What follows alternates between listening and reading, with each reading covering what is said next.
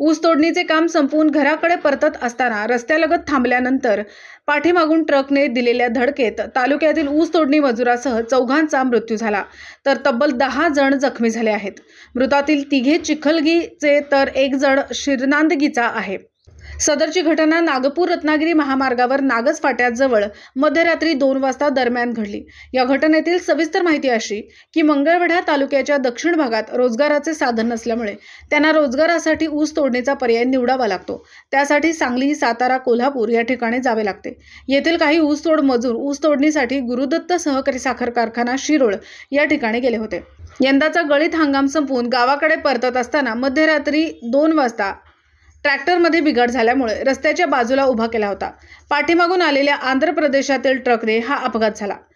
मृतांमध्ये शालन दत्तात्रय खांडेकर वय वर्ष 30 राहणार शिरनांदगी, जगमा तम्मा हेगडे वय वर्ष 35, दादा आप्पा आयवळे वय वर्ष 17, नीलाबाई परशुराम आयवळे वय वर्ष 3 राहणार चिखलगी यांचा जागीच मृत्यू झाला व आणखी 11 जखमी आहेत। जखमींना उपचारासाठी कवठे महांकाळ व मिरज या ठिकाणी पाठवण्यात आले आहे।